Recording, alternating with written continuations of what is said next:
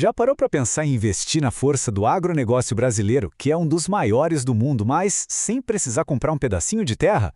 Pois é, hoje a gente vai mergulhar num relatório de um fundo que faz exatamente isso, o AAZQ11. A gente vai entender como o mercado financeiro conseguiu criar uma espécie de ponte. Sabe, uma ponte que permite que qualquer pessoa faça parte da cadeia produtiva do agro, financiando tudo, desde a safra até a exportação. E para a gente entender o AAZQ11 por completo, nosso roteiro tem 6 pontos principais.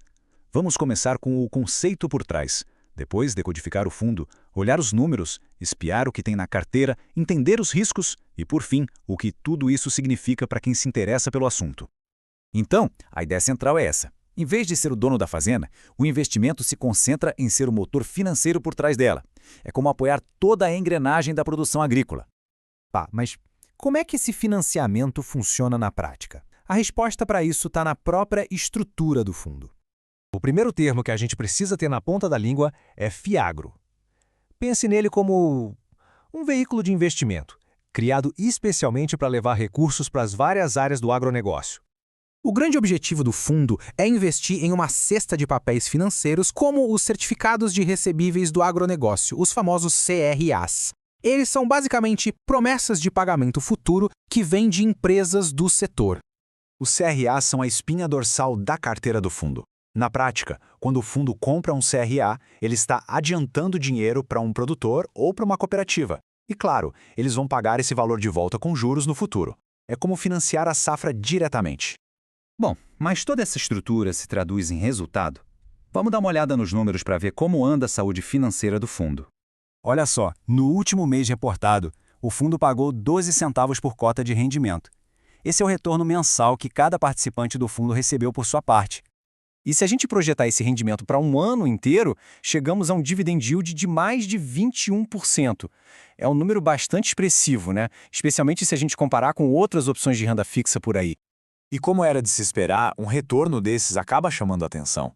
O fundo já tem uma base de mais de 30 mil cotistas. Isso mostra o quanto esse tipo de investimento tem se tornado popular. Mas para onde exatamente está indo todo esse dinheiro? Uma olhada mais de perto na carteira do fundo nos mostra exatamente quais setores da economia agrícola estão sendo financiados. A diversificação aqui é bem clara. A maior fatia, quase 28%, está em recebíveis pulverizados. Esse nome complicado significa, de forma simples, que são créditos distribuídos entre vários devedores menores, o que ajuda a diluir o risco. Logo em seguida vem o setor de açúcar e etanol com 26% e cooperativas com quase 13%. Um foco bem forte em diferentes áreas do agro. Uma parte menor, mas ainda importante do fundo financia o setor de proteína animal. Isso quer dizer que o dinheiro de quem investe ajuda a financiar desde a criação de gado até a produção de laticínios. E se a gente olhar em detalhe as 5 maiores posições, essa diversidade fica bem na nossa cara. O maior ativo é um CRA da ACP Bio, lá do setor de açúcar e etanol. Mas também tem investimento numa cooperativa de café, a Expocacer, e até no setor de laticínios com a Alvoar. Agora, nem tudo são flores. Uma análise completa de verdade exige que a gente olhe também para os desafios. E o relatório é bem transparente ao apontar um ativo específico que está passando por dificuldades. O problema está em um ativo chamado FIDC-KET. Um FIDC é um outro tipo de fundo, que investe em direitos de crédito. E nesse caso, alguma coisa não saiu como esperado. O relatório tenta tranquilizar quem investe, afirmando que a gestão está tomando todas as medidas para a recuperação do crédito. Em bom português, isso quer dizer que eles estão trabalhando para reaver o dinheiro investido. Essa estratégia de recuperação tem 2 frentes. Uma é na área civil, para executar as garantias e tentar pegar os valores de volta. E a outra é criminal, acompanhando os processos de uma investigação da polícia chamada Operação Greenwashing, o que sugere que o problema pode ser mais complexo. Então, com bons retornos de um lado e riscos que estão sendo gerenciados do outro, qual é a conclusão para quem investe ou pensa em investir no fundo?